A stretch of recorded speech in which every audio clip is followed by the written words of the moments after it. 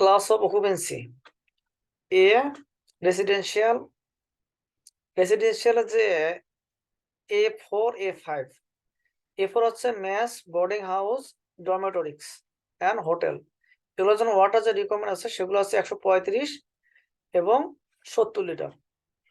আর A5 যে hotel and lodging house, সেটার জন্য বলা আছে পার বেডে 300 litre, per day per capita আর একটা আছে 135 লিটার।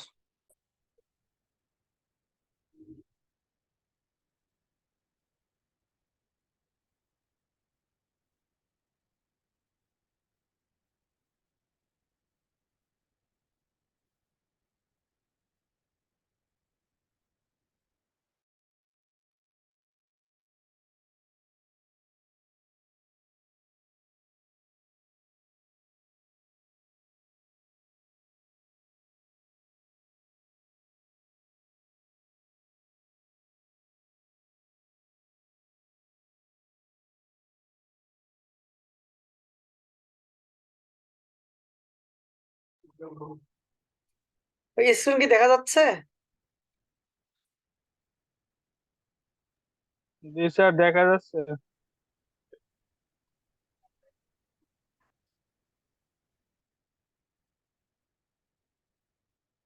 আমরা ছিলাম occupancy classification B, educational facilities.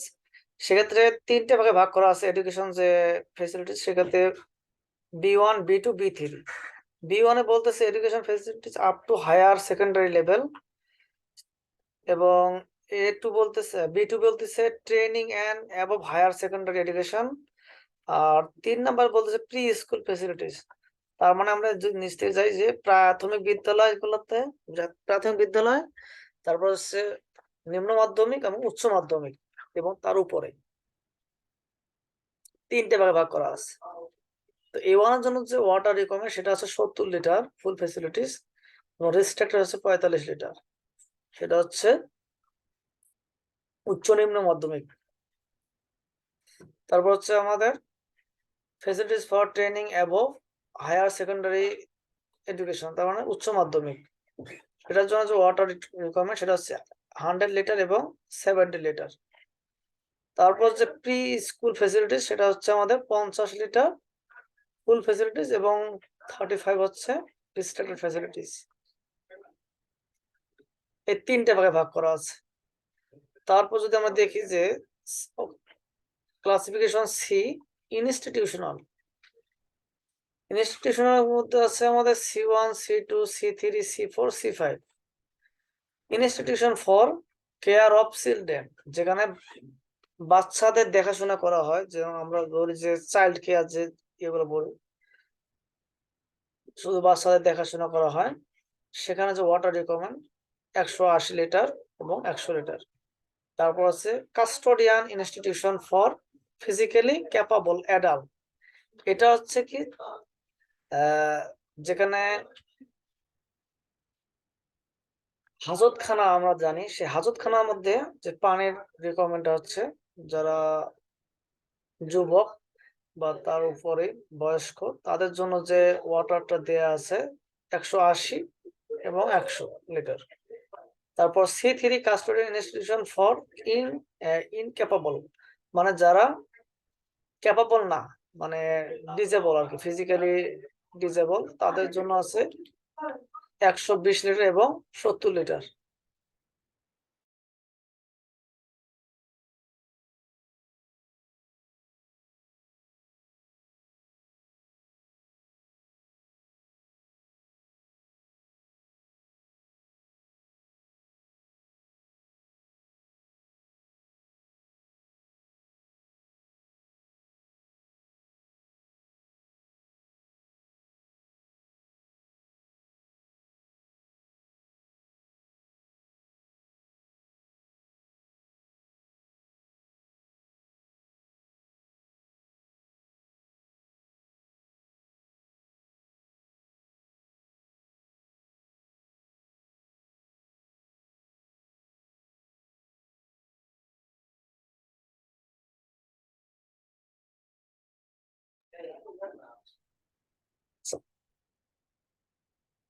আমরা যেটা বলতেছিলাম যে C3 custodian institution for incapable adult, এটা হচ্ছে ফিজিক্যালি ক্যাপাবল, মানে যারা কোনো মানে সুস্থ মানে মানুষ যারা কোনো প্রতিবন্ধকতা তার মাঝে নাই, তার সেটাই হচ্ছে physically capable.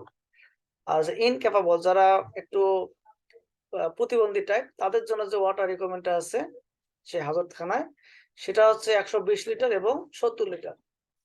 R penal and mental institution for children, যেমন ছোট বাচ্চারা যারা একটু বুদ্ধিহীনতায় বা একটু ম্যাড টাইপ, তাদের যে রিহ্যাব সেন্টার আছে সেখানে যে ওয়াটার রিকোয়ারমেন্ট আছে তাদের জন্য হচ্ছে 100 লিটার ফুল ফ্যাসিলিটিস এবং 60 লিটার হচ্ছে আমাদের রেস্ট্রিক্টেড ফ্যাসিলিটিস।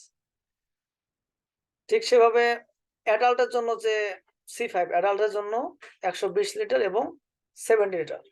তার মানে বলতে পারি যে আপনার যে মেন্টাল হসপিটাল আছে সেটার জন্য যে হেলথ কেয়ার বা আমরা যদি নাও বলি ইনস্টিটিউশন বলতে পারি, সেটার জন্য পানি আমরা যদি বলি তাহলে 120 লিটার এবং যদি রেস্ট্রিক্টেড বলি তাহলে 70 লিটার পার পারসন। এবং ওখানে সে যতগুলো রোগী থাকবে তাদের সাথে এগুলো আমাদের মাল্টিপ্লাই করে আমাদের ওয়াটার রিকোয়ারমেন্ট গুলো অ্যাড করতে হবে উইথ ফায়ার সহ। তারপর ডি নাম্বার যে অকুপেন্সি আছে সেখানে বলতেছে হেলথ কেয়ার ফেসিলিটিস। এখন আসতেছে আমরা হেলথ কেয়ার।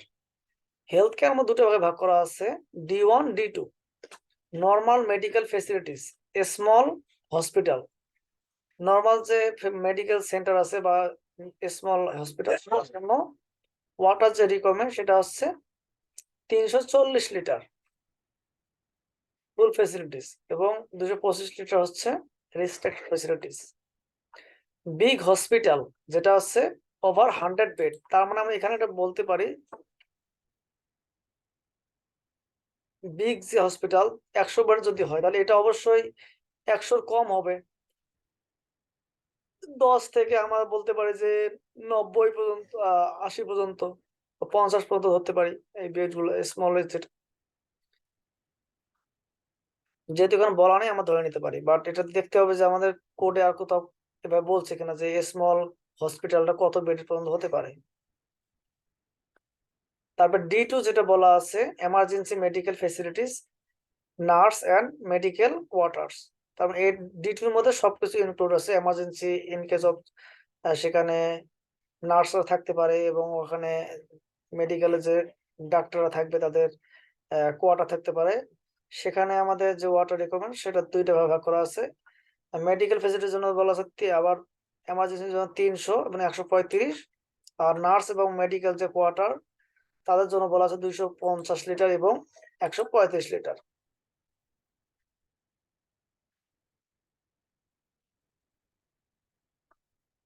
না বুঝলে একটু কোয়েশ্চেন করবেন, ঠিক আছে? আমি যতটুকু পারি বুঝাই দেওয়ার চেষ্টা করব।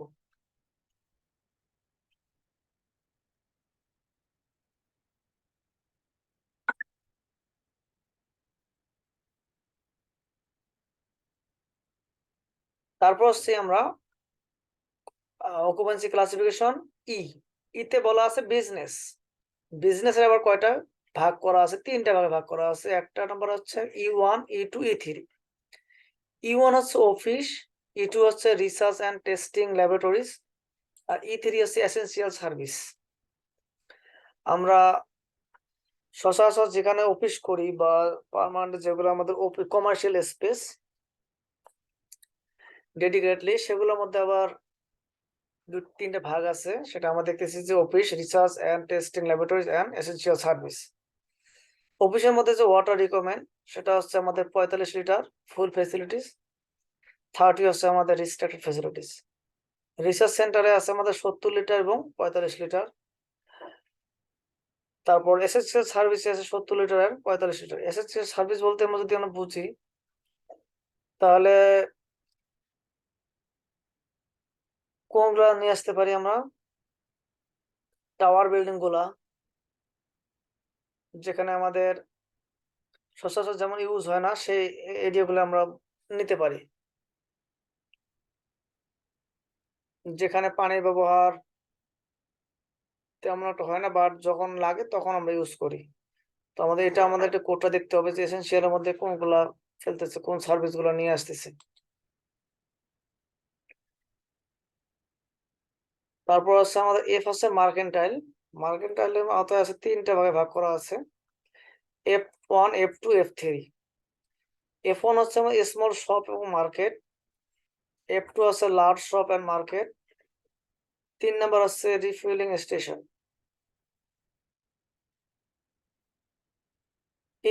F1 এর জন্য যে ওয়াটারটা ধরতেছে আমাদের 45 এবং 30 লিটার। লার্জ যে শপ আছে তার জন্য ওয়াটার ধরতেছে 45 এবং 30, দুটোই একই। তারপর আমাদের রিফুয়েলিং স্টেশন যেখানে ওয়াটার, সেখানে 70 লিটার এবং 45 লিটার। তারপর অকুপেন্সি ক্যাটাগরি যে জি আছে, যেটা হচ্ছে আমার ইন্ডাস্ট্রিয়াল বিল্ডিং। ইন্ডাস্ট্রিয়াল বিল্ডিং এর যে দুটো গ্রুপ আছে হ্যাজার্ড অনুযায়ী, সেটা হচ্ছে G1, G2, low Hazard industries and moderate Hazard industries. সেক্ষেত্রে যে ওয়াটার রিকোয়ারমেন্ট দুটাই সেম ফিগারে আছে, 40 এবং 25 লিটার। এই হ্যাজার্ড গুলো আমরা কোডে দেখে নেব,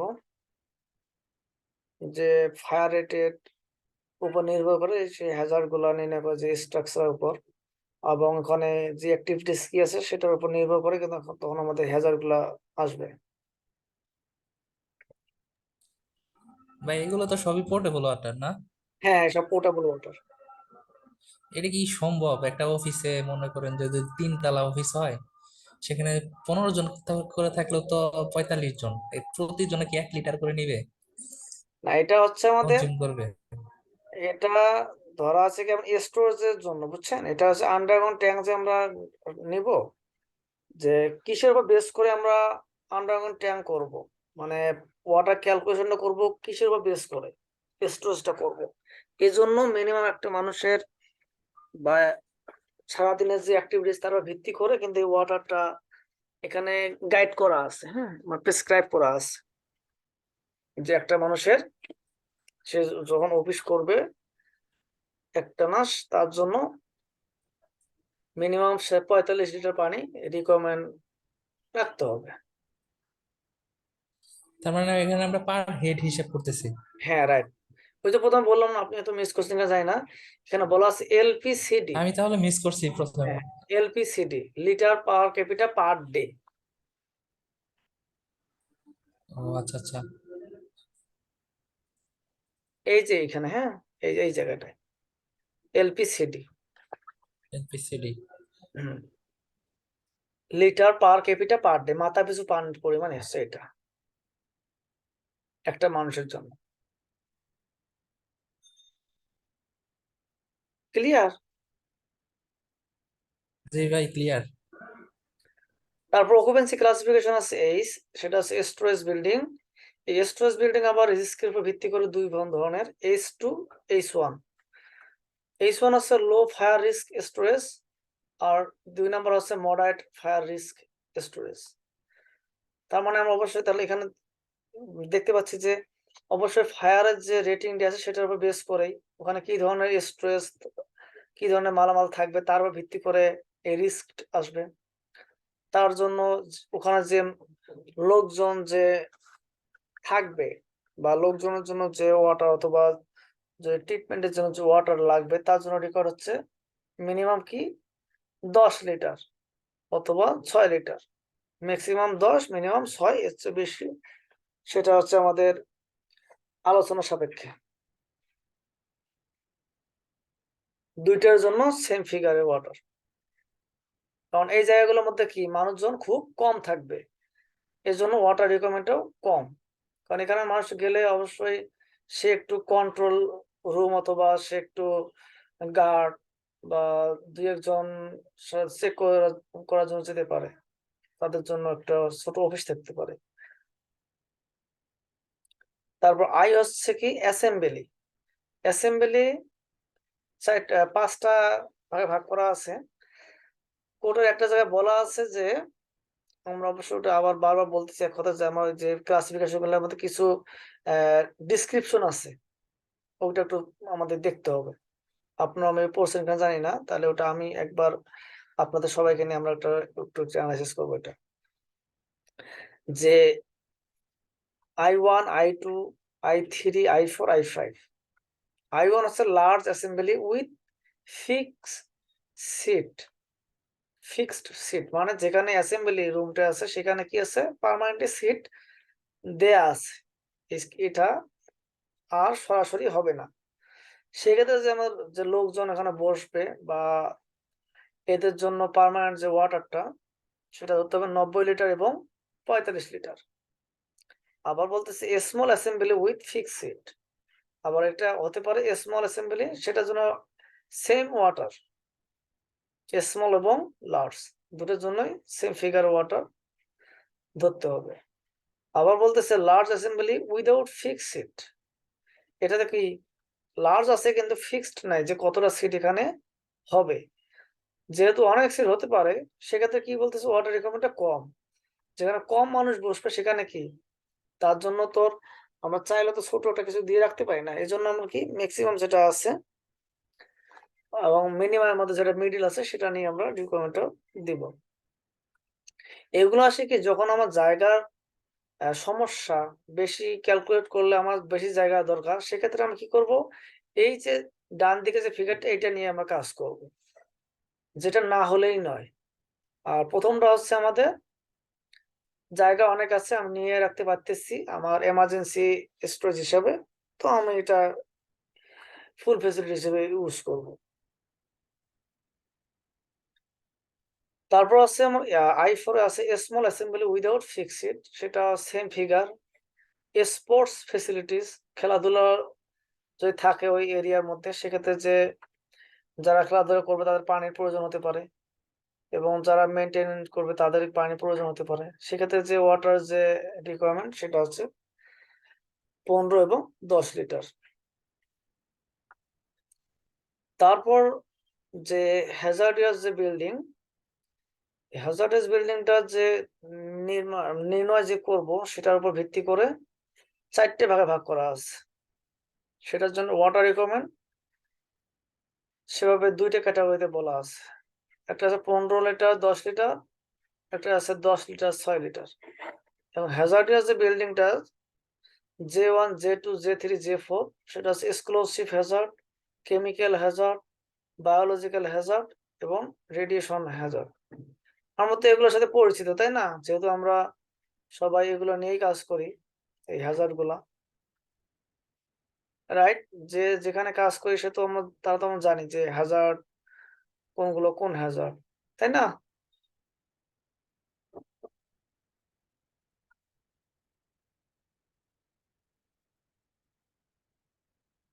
তারপর আমাদের আছে কে গ্যারেজ। গ্যারেজের মধ্যে আবার 3টে ভাগে ভাগ করা আছে, K1, K2, K3। Parking garage, private garage এবং রিপেয়ার গ্যারেজ। পার্কিং গ্যারেজ বলতে আমরা বলতে পারি যে পাবলিক যে গ্যারেজটা সেটাই বলতে পারি, যেহেতু নিচে আমাদের প্রাইভেটটা বলা আছে। প্রাইভেট পাবলিক দুটার জন্যই সেম ওয়াটার ফিগার 15 লিটার এবং 10 লিটার। প্রাইভেট গ্যারেজ হচ্ছে আমার নিজস্ব মালিকানাধীন, বাসার নিচে অথবা আপনার বাসার একটু বাইরেও থাকতে পারে, পার্সোনাল এরিয়ার মধ্যে, সেটা হচ্ছে আপনার 15 লিটার বাই 10 লিটার পানির রিকোয়ারমেন্ট। এটা কার ওয়াশ করার জন্য অথবা আপনার ওখানে যে কেয়ারটেকার থাকবে তার জন্য আপনি এটা ইউজ করতে পারেন, যে এখানে যারা কাজ করবে। এখানে রিপেয়ার গ্যারেজও সেম, যেখানে এই যন্ত্রাংশ গুলা ধোয়া মোছা বা এ করার জন্য ইউজ করার জন্য, সেক্ষেত্রেও আপনার 10 লিটার এবং 15 লিটার ইউজ করে ধরতে হবে। এবং ইউটিলিটি বলতে একটা উপমেয় থেকে বলা আছে এল ইউটিলিটি, এখানে যে ওয়াটার রিকোয়ারমেন্টটা সেটা হচ্ছে 10/6।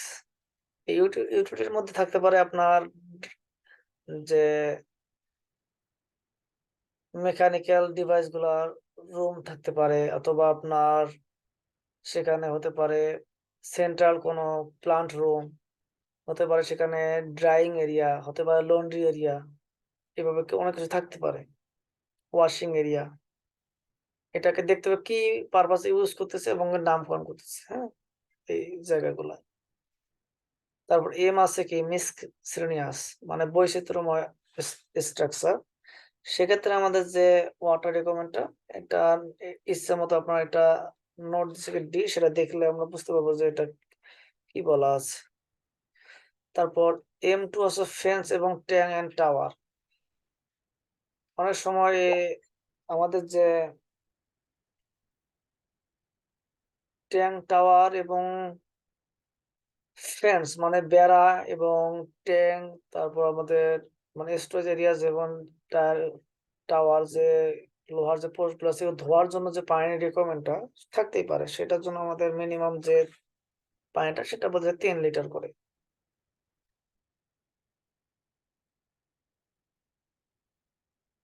যদি আমরা নোটগুলো দেখি যে এই যে ডি ডি, তারপর আমরা উপরে একটা জায়গায় বলা আছে, এই জায়গায় বলা আছে সি, তারপর আমাদের এখানে আছে এ। এই নোটগুলা বিষয়ে এখন আমরা একটু দেখি যে এই নোটগুলা কি বলছে। এই যে এ, তারপর আমাদের নিচে যদি যাই আমরা,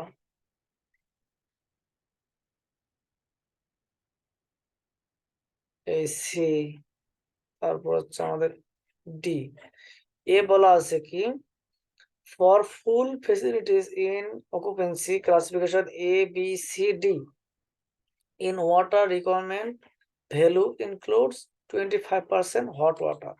হ্যাঁ, এটা একটু মাথায় রাখতে হবে আমাদের যে যার উপর এই নোটটা আছে, সেখানে কি আছে আমাদের 25%, সেটা হচ্ছে এ বি সি ডি।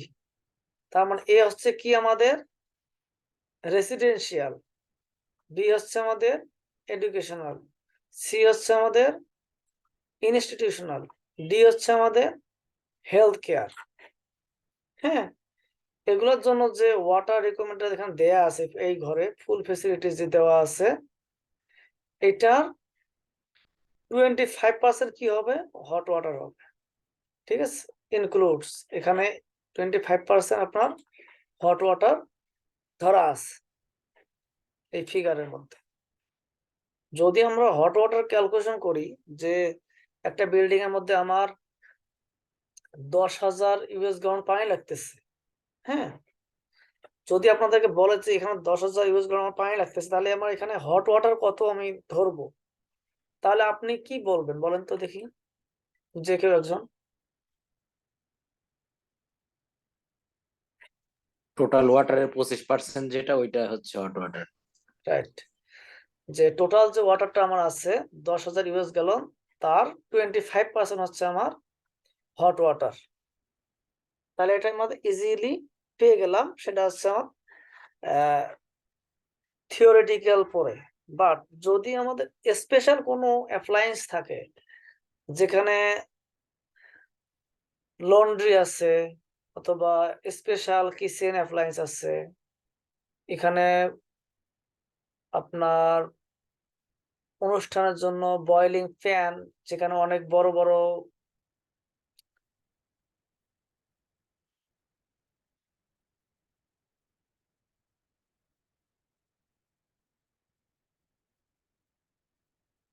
বড় বড় যে ইয়ে কলকারখানা আছে, সেগুলা যে অ্যাপ্লায়েন্স গুলো ইউজ হবে তার নিজস্ব রিকোয়ারমেন্ট অনুযায়ী আবার এটা ভ্যালু চেঞ্জ হতে পারে, আলাদাভাবে সেটা আসতে পারে। হ্যাঁ, এই জন্য এখানে বলে দিচ্ছে যে এ বি সি ডি এই চারটার জন্য আমার 25%। আবার আমরা যদি বি নাম্বার দেখি যে বি নোটে কি বলছে, বি নোট আছে কোথায়, তাহলে আমরা একটু যাই যে এখানে কোথাও বি নোট আছে কিনা দেখি,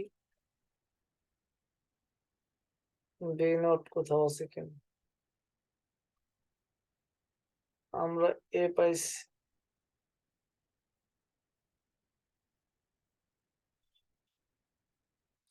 বি নোটটা এখানে মেবি শুধু নোট করাই আছে যে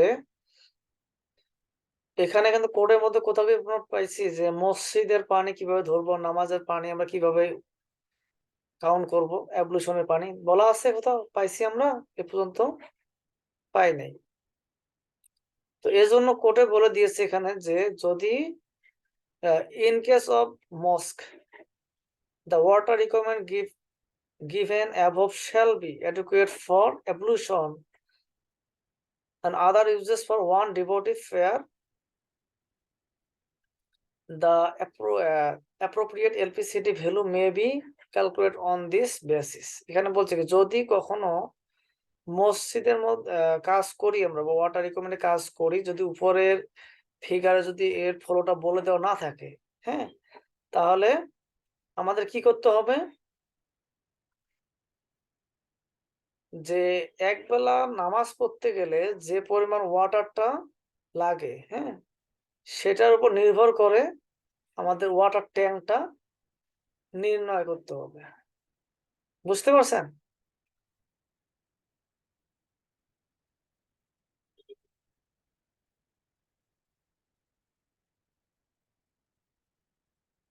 মোবারক ভাই, হ্যাঁ, বুঝতে পারছি। তার মানে কি যখন আমরা নামাজ পড়বো তাহলে শুক্রবার অবশ্যই বেশি মানুষ হয়। যদি আমরা শুক্রবারের বিষয়টা মাথায় রেখে যদি আমরা ওয়াটার ক্যালকুলেশনটা করি তাহলে কিন্তু আমাদের হয়ে যাচ্ছে, তাই না? কারণ শুক্রবার ম্যাক্সিমাম মানুষ হয়, তাহলে আর প্রতিটা নামাজের সময় সেম মানুষ কিন্তু হয় না, ঠিক আছে? সেই শুক্রবারের পানিটা কাউন্ট করে, একবেলা পানি কাউন্ট করে কিন্তু আমরা যে ওয়াটার যে ডিমান্ড সেটা আমরা নির্ণয় করতে পারি, ট্যাঙ্কটা ক্যালকুলেশন করতে পারি।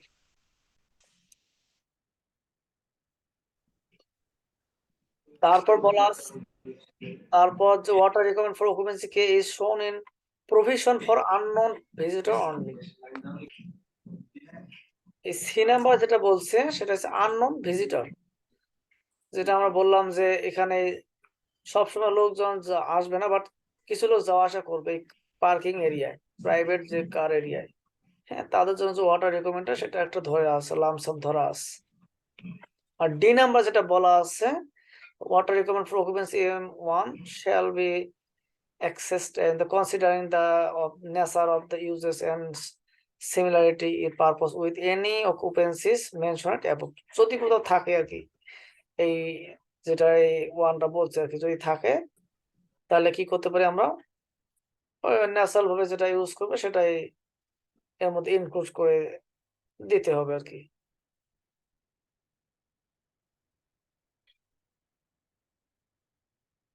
মানে প্রয়োজন মতো সেটাকে আমরা দিতে পারবো রিকোয়ারমেন্ট অনুযায়ী।